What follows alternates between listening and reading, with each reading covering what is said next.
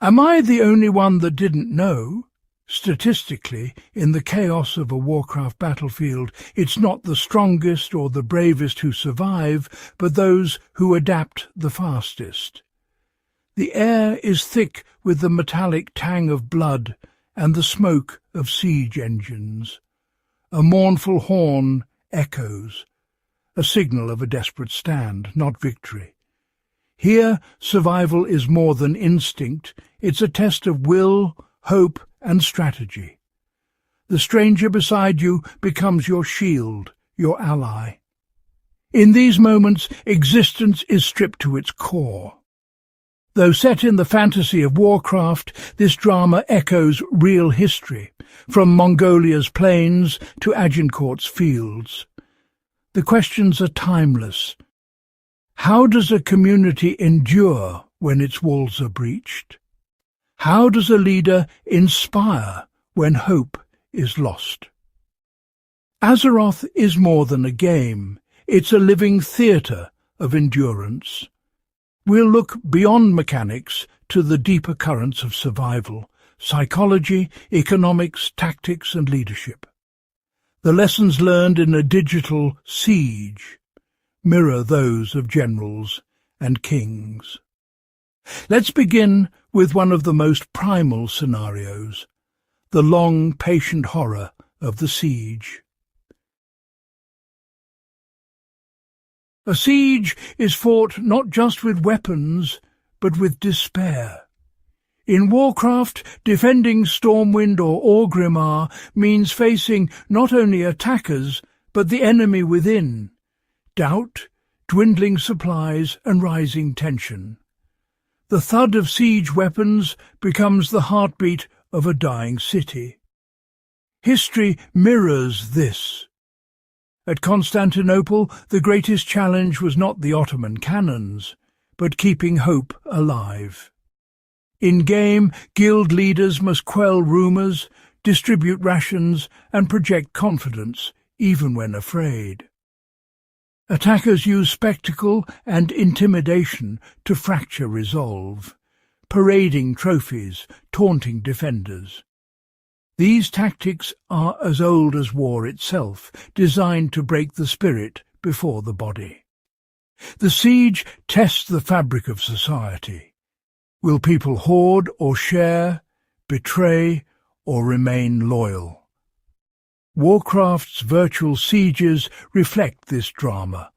Alliances, betrayals, heroism and cowardice. Ultimately, victory belongs to the side whose spirit breaks last. An army marches on its stomach, true in Azeroth as in Rome. Prolonged conflict is an economic struggle. Every arrow, potion and repair has a cost. The side that gathers, crafts and delivers supplies holds a hidden advantage. History proves this. Napoleon's army fell not to battle, but to failed logistics and starvation. In Warcraft, guilds spend weeks stockpiling resources, coordinating efforts and protecting trade routes. A single break in the supply chain can doom a raid before it begins. The heroes depend on a vast economic engine behind them.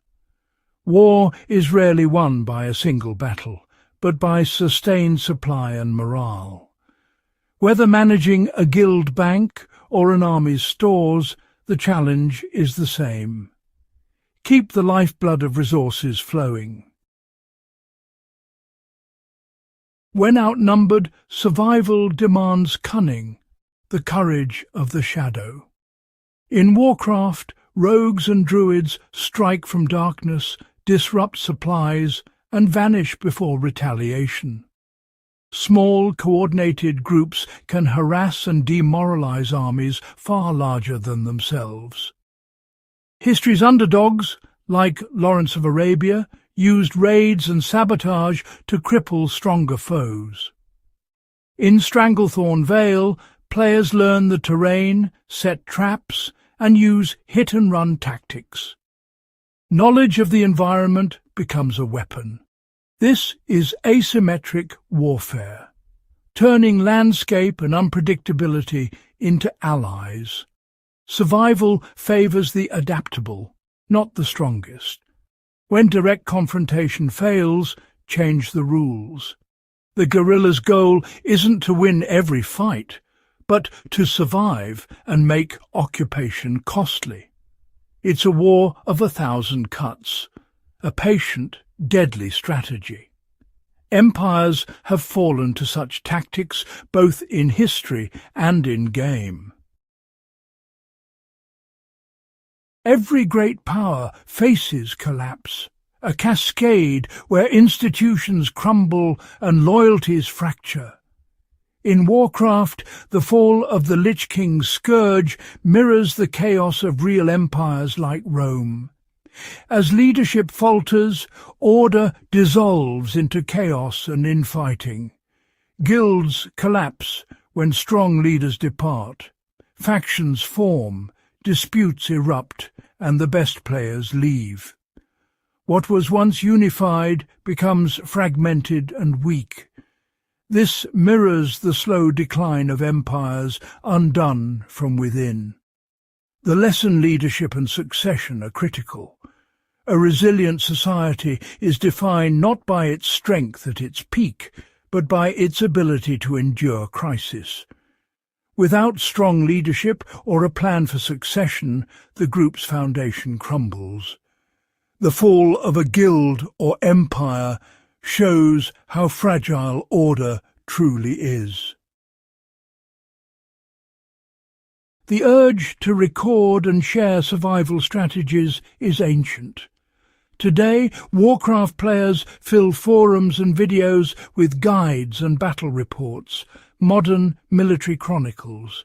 Like Caesar's commentaries, these records analyze tactics, logistics, and lessons learned. A raid leader's guide breaks down encounters, assigns roles, and shares hard-won wisdom.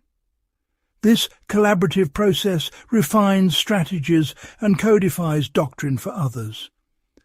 The ability to learn from others' experiences is key to intelligent survival.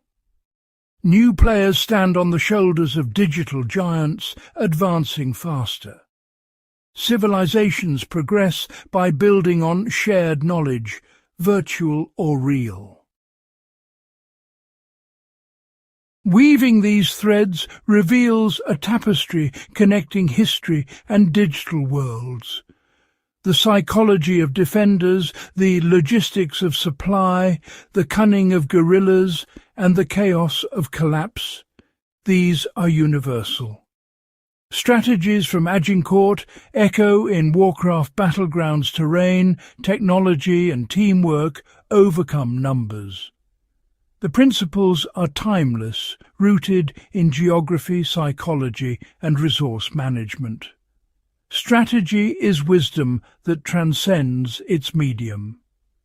Good strategists assess, adapt, and exploit weaknesses, whether general or gamer. Warcraft becomes a training ground for critical thinking without real-world cost. Virtual worlds aren't mere escapism. They simulate the pressures that shaped history. Studying these digital behaviours offers fresh insight into the patterns of human conflict. Our journey shows survival is a universal theme, linking real and virtual worlds. The digital and historical soldier both face the same core challenges: courage, community, and strategy. These virtual worlds are living museums of strategy, inviting us to think, analyze, and lead. The skills learned here, resource management, leadership, adaptation, are timeless. Reflect on your own experiences. What lessons can you draw from victory or collapse? By engaging with these ideas, we enrich our understanding of both worlds.